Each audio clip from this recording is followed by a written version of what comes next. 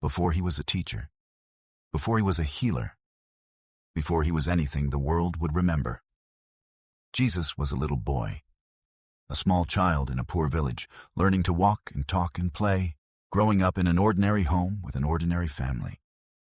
And the Bible tells us almost nothing about it. So today, we are going to do something almost no one ever does. We are going to picture what Jesus was like as a little boy. We know so much about the man, but the child is almost completely hidden. What was he like as a toddler, taking his first steps in that little stone house? What did he play at in the dusty lanes of Nazareth? What made him laugh? How did he learn and grow and become? The Gospels give us his birth, and one glimpse when he was 12, and almost nothing in between. The little boy is a mystery. But it is a mystery we can gently reconstruct, because we know the world he was a child in. And there is something wonderful in even trying to picture it. Because we so often think of Jesus only as a grown man, or only as the figure in the great stories, that we forget he was once exactly what every one of us once was. A small child, held by his mother, learning the world one day at a time. He had a first word. He took a first step. He had games he loved and things that made him laugh, and a mother who tucked him in at night. The Son of God was, once, a little boy. And picturing that little boy brings the whole story closer and warmer and more human than we usually let it be. In this video, we are going to reconstruct the childhood of Jesus, his first years as a baby and toddler, the games and play of a little boy in his world, the way he learned at his mother's side and followed his father into the workshop, the faith he grew up in, and the mystery of a child who was ordinary in every way, and yet was also something more. We are going to picture what Jesus was like as a little boy, and step inside it. A note before we begin. The Gospels tell us almost nothing about Jesus' childhood. Only his birth, the escape to Egypt, one scene when he was 12, and a single line that he grew and became strong and was filled with wisdom. So nearly everything in this video is a gentle, careful reconstruction, built from what we know of what childhood was like for a boy in a first-century Galilean village, and from the earliest traditions. Where we are imagining, we will say so. This is the little boy, pictured with care and love. It begins where every childhood begins, very small and very loved, in the arms of his mother. Every life begins the same way, very small and completely dependent, held in a mother's arms. And so did his.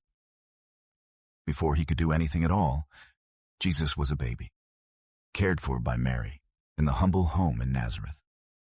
Picture those first months and years, because they were, in a way, the most ordinary and the most extraordinary of all. Mary would have done for him exactly what every mother does for a baby: fed him, held him, soothed him when he cried, watched over his sleep, kept him warm and safe. The one who made the stars was, for a time, a helpless infant who needed his mother for everything. There is a mystery in that almost too deep to hold. But there is also something simple and tender.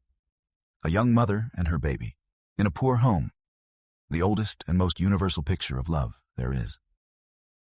And then came the milestones every parent treasures. His first smile, that would have lit up his mother's face. The first time he laughed. The day he first rolled over, and then sat up, and then began to crawl across the floor of the little house. Mary would have watched every one of these, the way every mother does, with wonder, with delight, treasuring each small step. The Gospel tells us Mary treasured things in her heart. Surely these ordinary treasures were among them, the small daily miracles of a baby becoming a child. And then he began to walk. Picture it, the wobbling first steps across the packed earth floor, from Mary's hands to Joseph's, the delight of the parents, the little boy finding his feet. And then the first words. The first time he said the words for mother and father in their language. The beginning of speech, of talking, of a little person emerging. Every parent knows the joy of these moments. Mary and Joseph knew it too with this child, in that little house in Nazareth. The Son of God learned to walk by holding his mother's fingers, and learned to speak his first words at her knee. And there is a mystery worth pausing on right there, almost too deep to hold. Because if the little boy really learned to walk and to speak, really grew, step by step, the way every child does, then the one through whom, we are told, the whole world was made, chose to enter it as a helpless baby who had to learn even how to form words. He did not arrive knowing everything, performing wonders. He came as a real infant and grew as a real child, learning as children learn. There is a staggering humility in that God would make himself so small, so dependent, so ordinary, and pass through the whole slow process of becoming, from a baby at the breast to a boy taking his first steps to a child learning to speak. He held nothing back. He became fully, really, a little child. And as a very small child, his whole world would have been the home and his mother. In those earliest years, a child's universe is small and warm, the familiar room, the smell of bread, the sound of a mother's voice, the safety of her arms. This was the little boy's world at first. The poor but loving home, his mother always near, the warmth and safety of being small and cherished. Whatever else he was, in those first years, he was simply a beloved little child in a home full of love. And that is a beautiful thing to picture, that the beginning of his life was warmth and safety and love. And picture him as a toddler, because every toddler is the same in every age, and he would have been no different.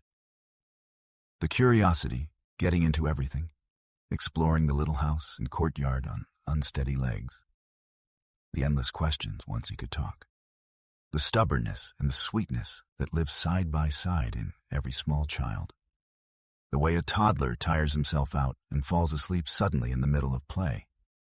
Jesus was a real child, not a solemn little figure from a painting, a real, curious, playful, tiring, delightful toddler, keeping his young mother busy from morning to night, the way every small child does.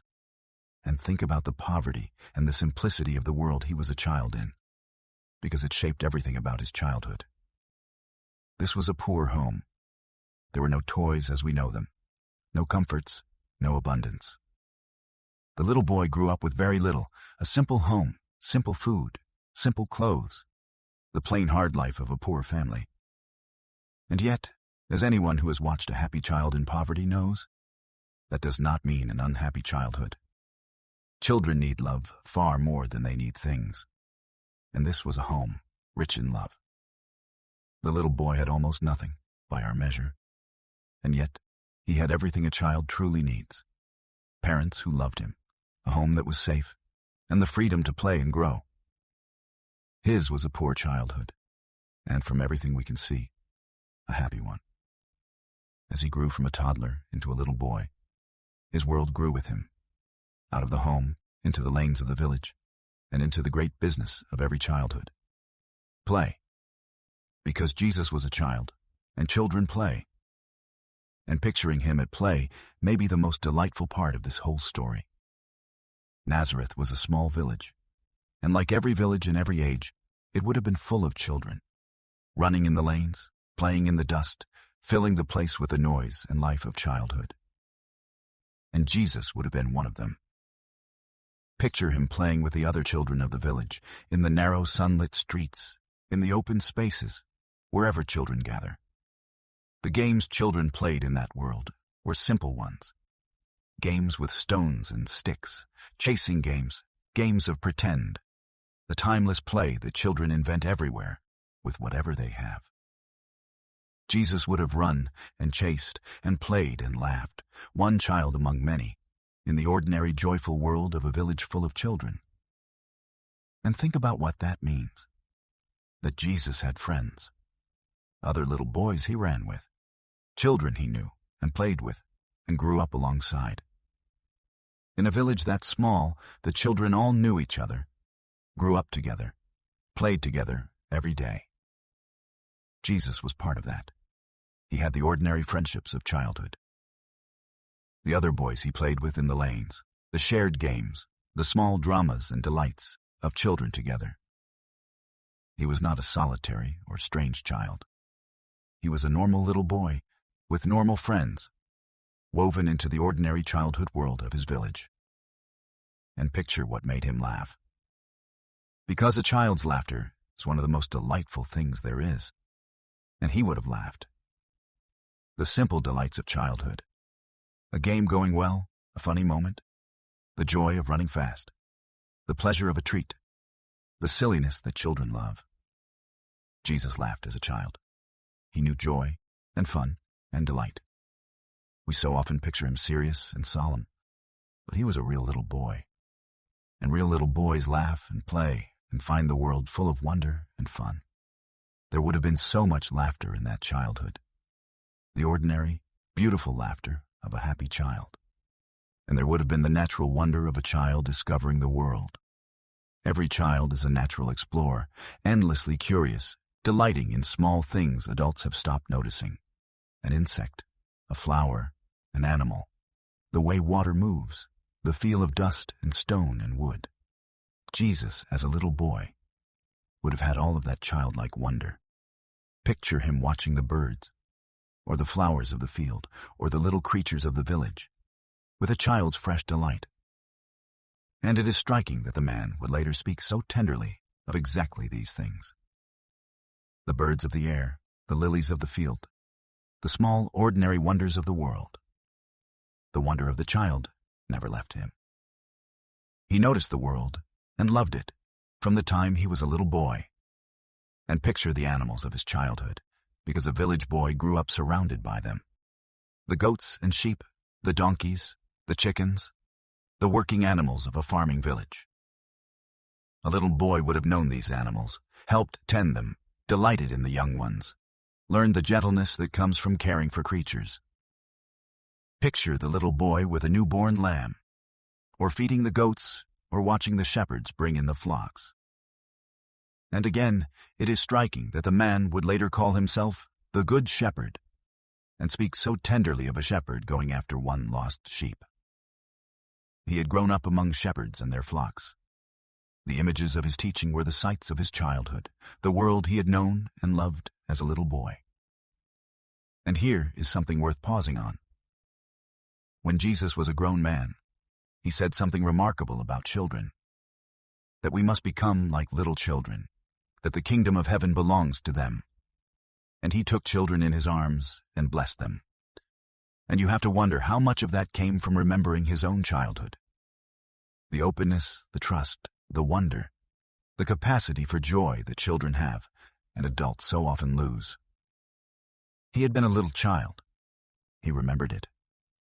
And he held it up later as something precious. The man who loved children so much had once been a little boy playing in the lanes of Nazareth. And he never forgot what was beautiful about being a child.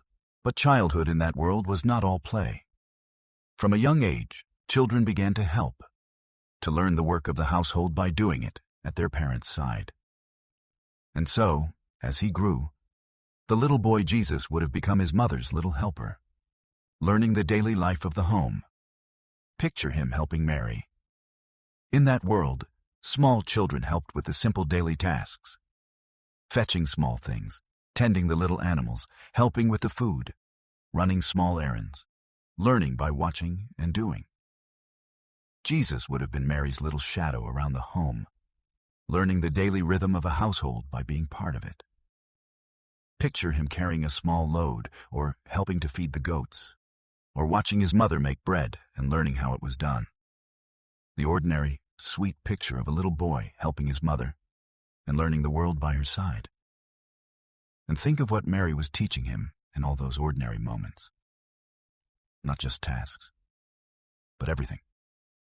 How to be kind, how to share, how to work, how to treat people, how to pray.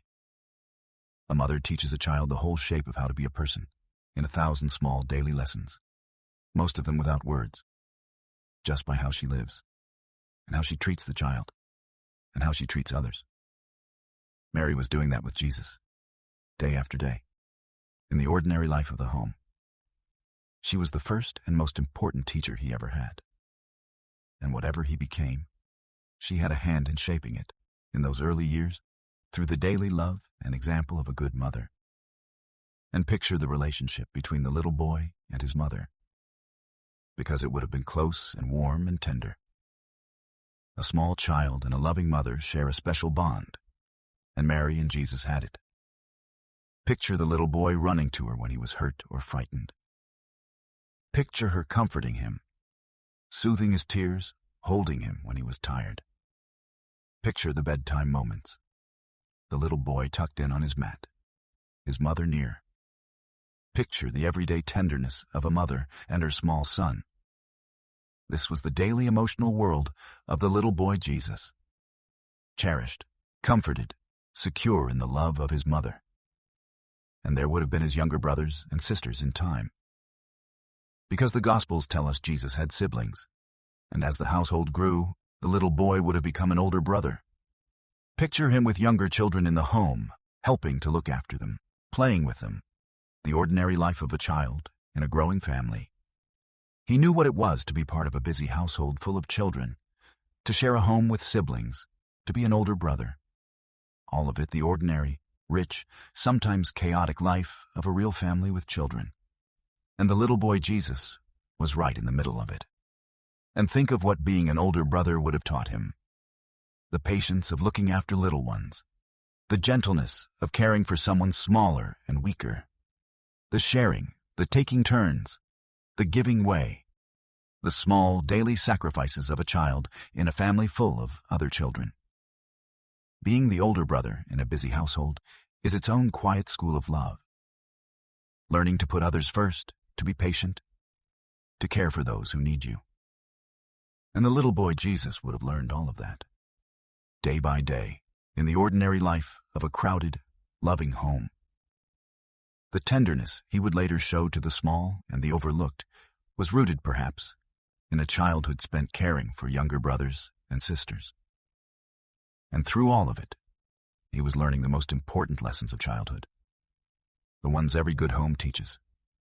To be honest, to be kind, to work hard, to care for others, to love God. These were not taught to him in lessons, but absorbed day by day from the life of a good and faithful home. And it is worth remembering that the man who would one day teach the whole world how to live had first learned how to live exactly where we all do. At home, as a child, from his parents, in the ordinary daily life of a family. The greatest teacher who ever lived was, first, a little boy being taught by his mother and father in a poor home in Nazareth. And there was another world the little boy was drawn into as he grew. His father's world. The workshop. Because Joseph was a carpenter, and in that world, a son learned his father's trade from the time he was small at his father's side. Picture the little boy in the workshop. At first, just watching. Fascinated, as small children are, by a father at work, by the tools, the wood, the making of things. Picture him underfoot, getting in the way, asking endless questions, wanting to be near his father and to be part of what he was doing. Every little boy who has a father who works with his hands knows this pull. The wanting to be like him, to do what he does, to be near him in his work. Jesus would have had that pull toward Joseph, and Joseph would have welcomed his little shadow in the workshop. And then, little by little, he would have begun to help. The small tasks a child can do. Sweeping up the wood shavings, sorting the pieces of wood, fetching a tool, holding something steady. The little jobs that let a small child feel he is part of the work, and that begin, without his even knowing it, to teach him the trade. Picture the little boy proudly sweeping the workshop, or holding a piece of wood for his father, feeling grown up and important, part of the real work of the men. It is one of the sweetest pictures of a childhood. A small boy helping his father in his work, learning by his side. And think of the bond between the little boy and Joseph in those hours. A father and a small son, in the workshop together, day after day. Joseph teaching, patiently, the way a good father does. The little boy watching, learning, adoring his father. There is a special love between a father and a young son who works beside him, and Joseph and Jesus would have had it. Whatever we understand about who Jesus truly was, in the eyes of the little boy, Joseph was simply his father, the strong, capable, kind man he wanted to be like. And Joseph loved him, and taught him, and shared his work with him in the warm, ordinary way of a father and his boy. And there is something moving in knowing that the man who would later be called the carpenter first learned that trade as a little boy in these very hours at Joseph's side. The skill that would one day feed his widowed mother, the calloused hands, the knowledge of wood and tools and making, all of it began here. With a little boy sweeping shavings and watching his father, wanting to be like him. The whole of his working life started in the fascination of a small child in his father's workshop. And that is where so many lives take their shape.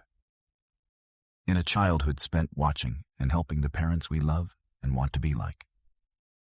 And picture the pride the little boy would have felt in the things he helped to make. The first time he was allowed to do a real task, to shape a small piece, to help finish something that a family would actually use.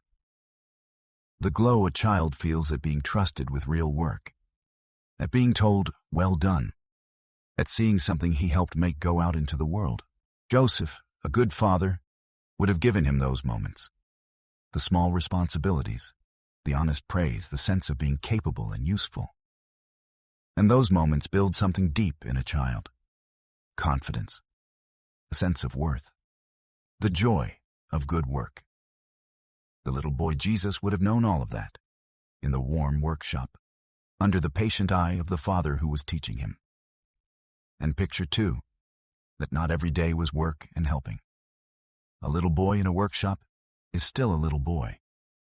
There would have been the times he grew bored and wandered off to play, the times he made a mess, or broke something, or got in the way, and was gently sent outside. The ordinary reality of a small child around grown-up work, half helper, half hindrance, wholly loved. Joseph would have known when to let him help and when to send him off to play, the way every good father does. And the little boy would have moved, as all children do, between the world of work he was being drawn into and the world of play he still belonged to. And there was one more thing woven through the whole of the little boy's childhood, deeper than the play and the helping and the learning of the trade, his faith. Because Jesus grew up in a devout home, and a child in such a home absorbed faith from his earliest years. Picture the little boy learning to pray. In a devout home of that world, children learned the prayers of their people from the time they could speak, said every morning and every evening, learned by heart, absorbed into the rhythm of every day. So picture the little boy Jesus learning those prayers at his mother's knee, saying them with his family, the ancient words becoming part of him from his earliest years. Before he understood them fully, he knew them by heart. Faith was not taught to him as a subject. It was breathed in, from infancy, in the daily devotion of a faithful home. And picture him learning the stories, because the children of his people grew up on the great stories of their ancestors, of Abraham and Moses, of the kings and the prophets, of the promises of God, of the deliverer they still waited for. These stories would have been told to the little boy again and again, in the evenings, by the lamp, the way children everywhere have always been told the stories of their people. Picture the little boy listening, wide-eyed, to the great old stories, drinking them in the way children drink in stories. The scriptures that would one day live in him so deeply were first poured into him here as a little boy in the storytelling of a faithful home. And picture the Sabbaths and the festivals, the rhythms of faith that shaped every week and every year of his childhood. The Sabbath, when the work stopped and the family rested and worshiped together. The walk to the synagogue, where even a small child sat among the community and heard the scriptures read. The great festivals with their journeys and their celebrations. All of it forming the little boy, week by week, year by year, in the faith of his people. This was the deep background music of his whole childhood.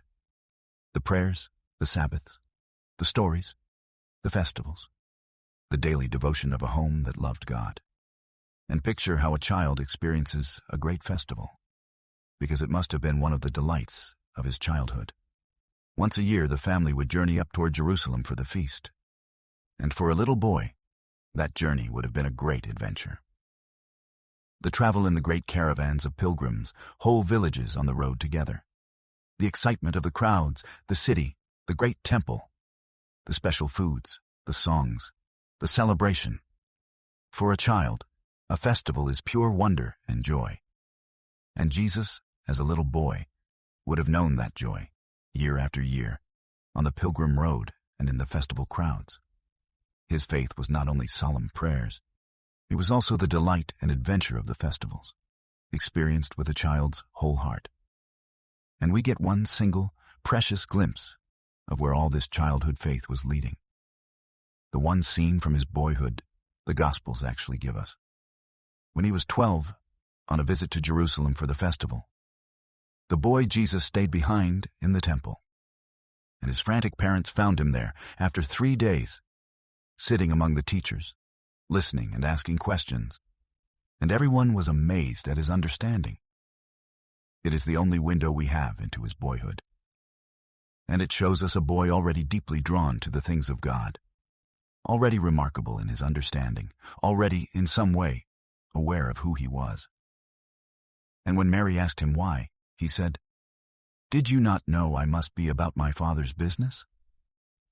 And that one glimpse tells us that all those childhood years of faith were not empty ritual. They were forming something real and deep in the boy. The little child who learned the prayers at his mother's knee had grown into a boy who astonished the teachers of the law. The faith breathed in from infancy had become his own. And yet, notice.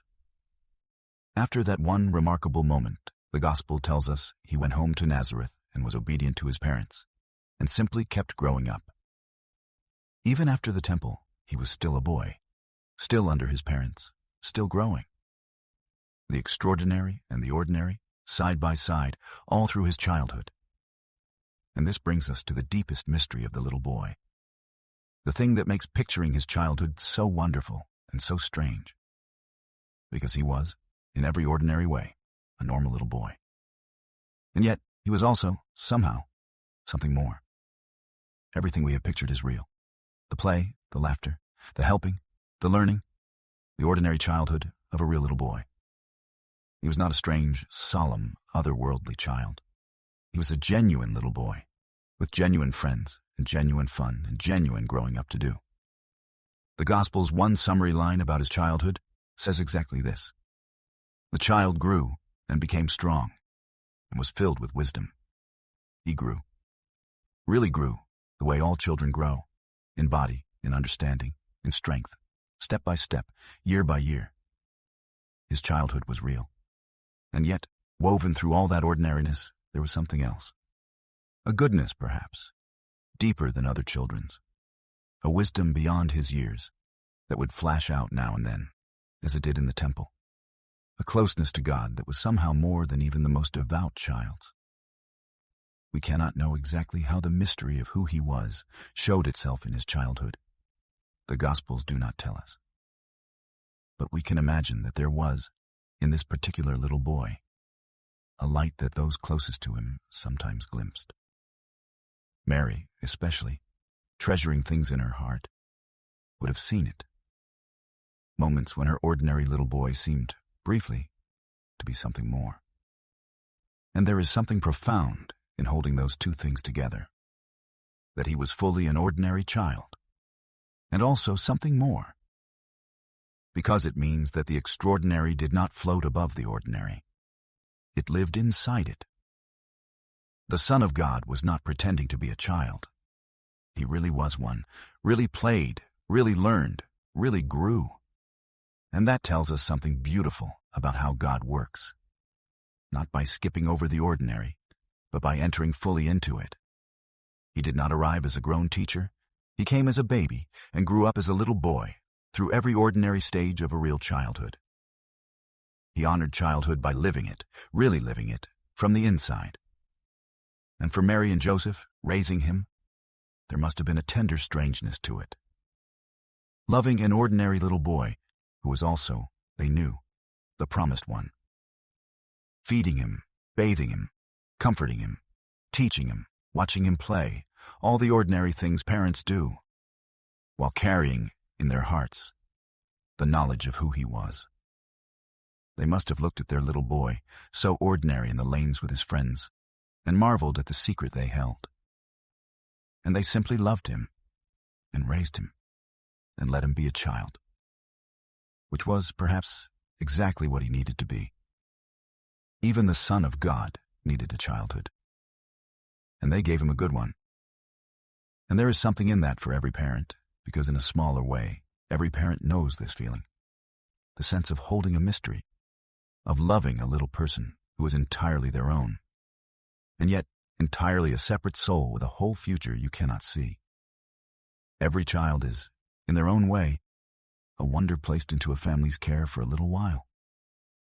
Mary and Joseph knew that in the most extreme form imaginable. But the wonder they felt, watching their little boy grow, is a wonder every loving parent tastes. To raise a child is to steward a mystery you did not make and cannot fully understand, and to love them and shape them, and then, one day, let them go into the future that is theirs. Mary and Joseph did that. Every parent does. And so the little boy grew. Through all the ordinary years of childhood, the play, the learning, the helping, the faith, the growing up in a loving home, he became, step by step, the young man he would one day be. The childhood was the foundation of everything. And it was, from everything we can picture, a good childhood. Poor but rich in love. Ordinary, but full of the things that make a childhood beautiful.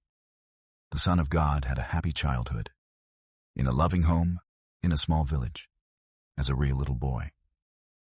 And that is a lovely thing to know. So step back now, and look at the whole of it, the little boy we have pictured, and see what it means.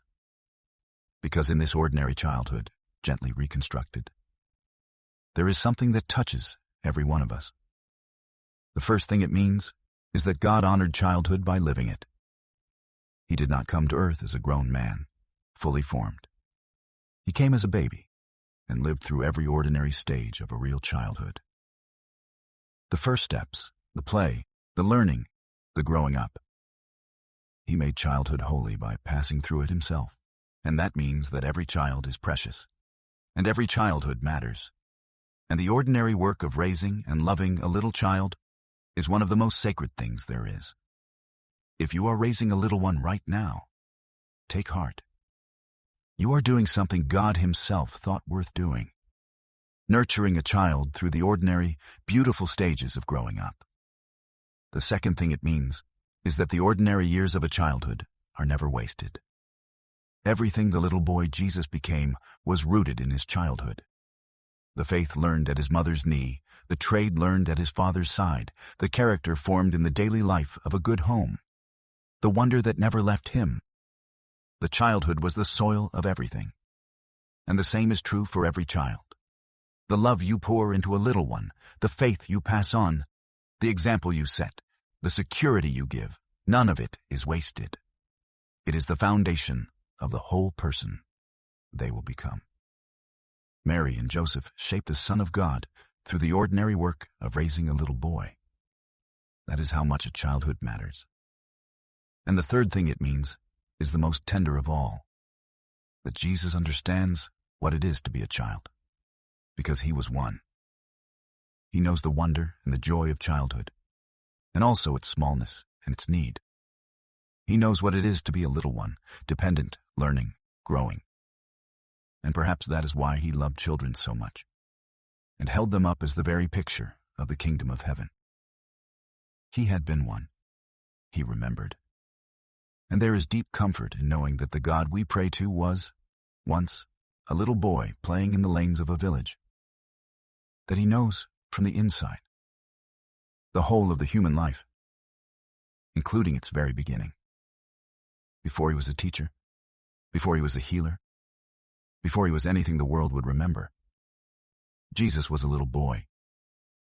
He took his first steps between his mother and father. He played in the dusty lanes with his friends. He laughed and learned and helped his mother, and followed his father into the workshop, and said his prayers at his mother's knee, and grew up, day by ordinary day, in a poor and loving home in Nazareth. That is what Jesus was like as a little boy. And now you have pictured him. If this gave you a new, warmer way to see Jesus, and a new sense of how precious an ordinary childhood is, subscribe, because we rebuild the world of the Bible and take you inside it. No lectures, no sermons, just the ancient world, rebuilt. And if you are raising a little one right now, or you remember a childhood full of love, tell me in the comments. Those ordinary years matter more than we know. I read everyone. Thank you for picturing this little boy with me. I'll see you in the next one.